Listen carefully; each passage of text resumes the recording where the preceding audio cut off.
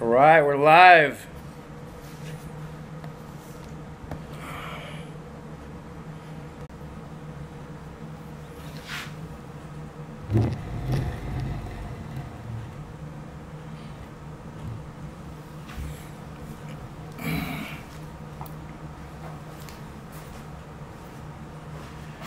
All right, welcome to Merch University.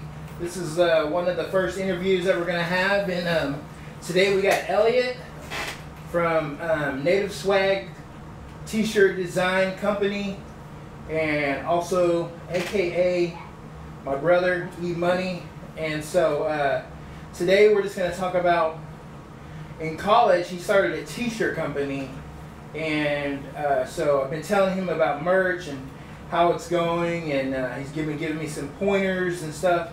So hopefully some of the stuff he says today will maybe we can learn more about maybe how to promote our shirts, because he did a lot of promoting, he sold a lot of designs, and he got a lot of people interested in what he was selling, and he only had one design. So that's pretty key there. Elliott, how's it going today? It's going good. Like Joe was saying, yeah, we're brothers, but yeah, I'm doing good today, and just want to come maybe share a little information about, you know, just my story and just what happened, and maybe it can help you, you know, in a way help you in marketing stuff. Why don't you give like your story? When did you come up with your design, or who was it that helped y'all formulate this idea that you wanted to make a T-shirt company?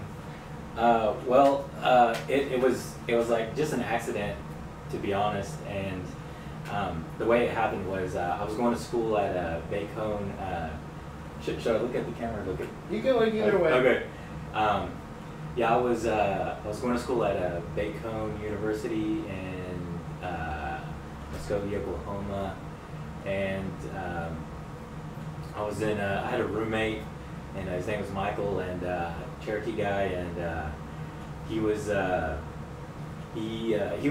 had some software like Adobe Illustrator or something like that, and he was just selling T-shirts on. He was making designs and selling it on, I forget what the website it was, one of the early ones, and just basically making T-shirt designs, and people could come and just buy the shirts and just wait to make a little income, and I thought that was really cool, and he would just show me, you know, what he was doing, and he's like, hey, if you think of anything, like, just let me know. And I was like, okay. And it's just like, you know, I got and this was back in 2010, so you can imagine as far as merch has come, you know, with everything, the different sites they have now, like Merch, Amazon, and so back then it was the sites that were available were limited to what it's grown more, and so it was Cafe Press, right? Cafe Press, something like that, really simple. So you can tell just from 2010 to now how much it's grown. But so yeah, it was really simple at first, and so I happened to be watching a University of Miami football game, and a guy was being interviewed, and one of the players, and he goes, he said something about, hey, we got our swag back, or something about swag, and I heard that word, and I was like, or swag, and you know, just the context you use it, you know, it meant something like confidence, or you know, your style, and he goes, yeah, we got our swag, and you know, that's when the word was first coming out, and I thought that was so cool, and you know, and you know, not very many people were using the word at the time. And so Bacone was a Native American college, and there's a lot of Native American influence, and a lot of that was on my mind. And then so I just, you know, it just happened to come together, you know, Native, swag, and then I was just like taking that idea of something that's kind of urban, the word swag, that's more like urban and open to everyone, and just kind of street slang, and then just applying it to a certain demographic, I guess, and so so I came back to my buddy, and I was like, hey Mike, I was like, I got an idea. I was like, what if we did shirts that said Native Swag? And he's like, when I first told him, he was just a long pause, and he just looked at me with almost like a little grin on his face. And I didn't know if he was gonna laugh at me, or he's gonna think it was the best idea ever. And he just started laughing and smiling. He's like, "That is awesome." And then so I was like, "What? Really?" He's like, "Yeah." So then that night, me and him, he was the one manipulating Illustrator and doing stuff, and I helped him pick out some text, and we looked at text together, and we wrote it, and then and we just like pieced some stuff together, and just stuff that I thought like kind of like made me feel was Native American, or kind of like a collection of everything I felt growing up, and so just put into a little design, and just text, and so it all just kind of came together like that. That's crazy that, and that's kind of how it is now, how we look at things, and we see stuff on TV, people wearing shirts, people, things on TV, movies. That's where we all get our influence from. And so that's kind of like the same situation now, 7 years later, where he saw a game, Miami, an interview, and just from that one word triggered something in his head, knowing that word was brand new and being used, that then he was able to incorporate the cultural of us being Native American and put Native Swag, just text-based only. If you guys see the shirt, I mean, we talked about now how like graphic design, text-based, it was just text-based shirt. And so he had the design, he had it in his mind, in his head, and the idea, but he wasn't able to execute it because he's not a graphic designer. But his friend was a graphic designer, so he reached out to him, and then that's how the collaboration came. And so you guys have a lot of great ideas. You need to find you a graphic designer and maybe make you that one design. So what was the next step after y'all made the design? How long do you think it was before, after he put it on Cafe Press, that y'all made like one sale at least? Let's see. Should I talk about the Facebook page? Well, hold on, we'll do that. Did y'all make did he put it on Cafe Press first? Because they also made an actual shirt. They went to a t-shirt company. How long after that did y'all put it on Cafe Press, and then y'all decided to like, we're gonna actually make a physical copy and sell it ourselves? I would say probably like that night we did the design, and then we were just so like happy, we're like, man, that's awesome. And I think maybe that night or the next day we put it on Cafe Press. And as far as sales go, I'm not for sure, maybe like a week or a month or something, we started getting a little bit of sales on that. And then maybe at the same time, maybe we were so excited about it, then we told one of our Native American advisors, one of the staff, and who works with Native American students about it, and he really liked it, and so we started it, and then that's kind of how I got into my first step into it, which is going to get shirts done physically, just getting getting it on a USB drive or something, Illustrator file, and just going to your local T-shirt screen printer and having them make shirts, and so it was really primitive at that time, early on, which I still think is a good way of doing it, Anyway, so we went and did that, and it was actually really cool to actually see, to actually make the shirt, to see it made and come back and actually hold it and look at it, and it made it more real, like it was really a brand, and made you believe in it more. And so so when we brought it to campus, it was a cool the way it worked out, because when you're on campus, you're in that campus culture life, and so you're around so many different people, and a college campus is are diverse, and so it was almost like a little testing ground.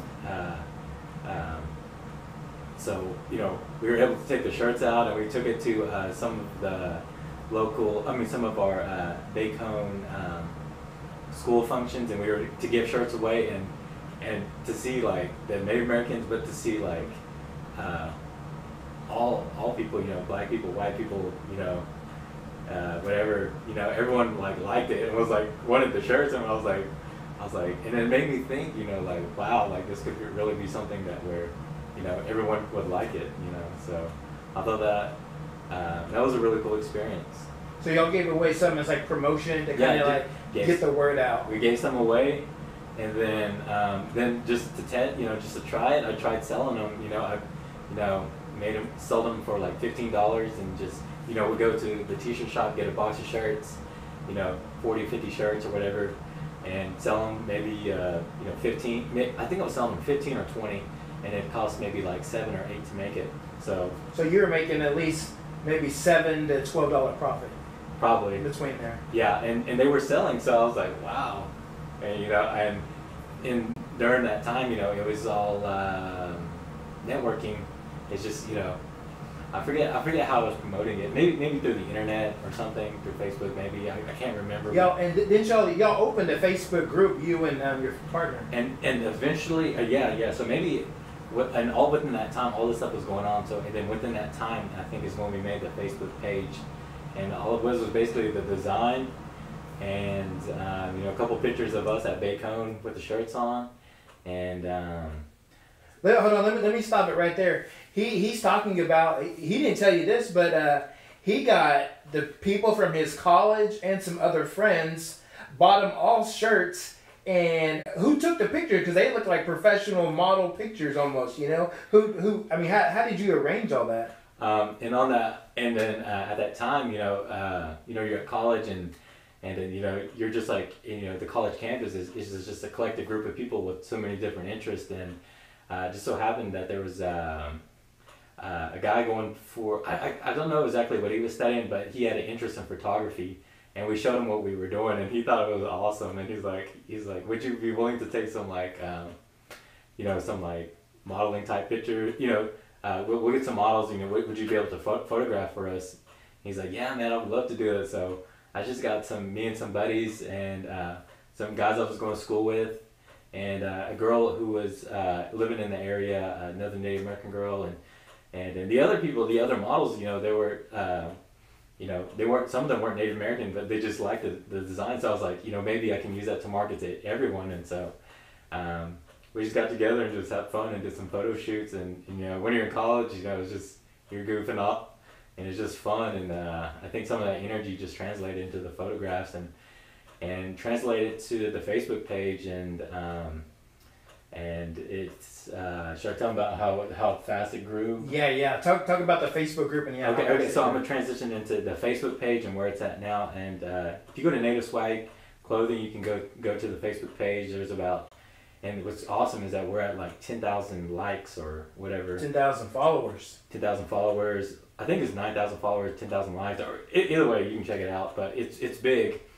and to see something grow that fast, like it kind of was like, it's like surprised me. Like, wow. And to see the range of where it's from, it's like mostly United States, Canada, maybe some Mexico, but it's like international. I don't know, there's some people like dotted throughout the world, and I was like, it's just so crazy just the way technology is now that you can reach that many people, but I would say the majority of demographic it reached was Native American people, First Nations people of North American, South American continent, and to me like what else was I gonna say? And at that early time, I think what draws people to that is not just a t-shirt design, but the idea behind it. And I think that's important when you do a brand. I think there's a little bit difference between doing a brand and doing a t-shirt design. And Native Swagg at first was we wanted it more to be a brand, and so a brand, I believe, is like an idea, almost like a thesis. Like you got to have something that drives it, that people want to jump on board with, a belief, an idea. And so if you're doing a brand, you got to think like that. But if you're doing t-shirt designs, that designs itself are just going to stand by themselves, kind of like.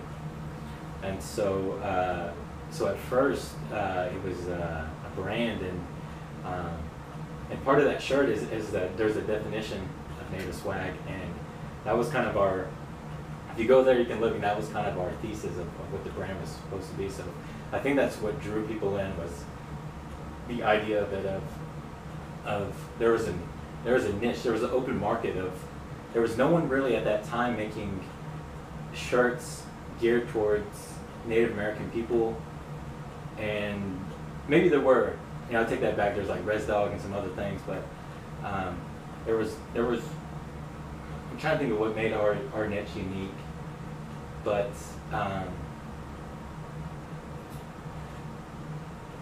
it was, I don't know, I don't have the words, but there was a niche, and we somehow happened to find it, and everyone liked it, and they jumped on board. And it was basically just trying to, what I was just supposed to, I was trying to tap in, I was trying to give an expression of what everyone already feels in the Native American community, that there's something a little bit kind of like there's something there, you know, that all makes us connected, and a certain style that kind of makes us a little, you know, a little unique. And I wanted to tap into that because I seen it growing up, and there was nothing really like mainstream. And so I think, you know, I try to tap into that, and I think that's kind of like what went out there, and I think that's what everyone tries to jump on board, is that first, you know, I can't say I'm the first, but, you know, one of the ones to help promote this idea of what it is to live in Indian country, and kind of like to feel like what we feel. And so it's like not only us that jump on board, but other people can identify with that too, and they like it, so they, you know, jump on board with that too. And I think how that relates to us now doing merch is that if you make the shirt where the people are most passionate about, those shirts are going to grow. So that's kind of like the idea where I'm giving this. And he only had one shirt ever, one shirt. So one design, one graphic, text-based, that's all. And so I just want to share that today. Actually, Elliott's coming out. He gives me tons of ideas for shirts, and they sell all the time. So he's actually making some designs. He's starting up his Etsy store. He's gonna be selling some designs and stuff. And so, man, hopefully we can put it out there and let you guys know in the future, so you can buy some of his ideas and his text-based designs that he has. And he has a lot of he does art, and he's very creative and a lot of things. So thank you guys for just watching this, and we got to add one more thing. Oh, and I think I might have a little phrase just to kind of bottle it all in that might help. Is this, whenever you do designs or any type of artwork, some of the best art and the lasting art is art with ideas. So if, you know, so whatever you do, you're not just selling, you know, text, art, you're selling ideas. So the stronger an idea is, maybe the stronger, you know, the shirt connects with people. So just keep that in mind.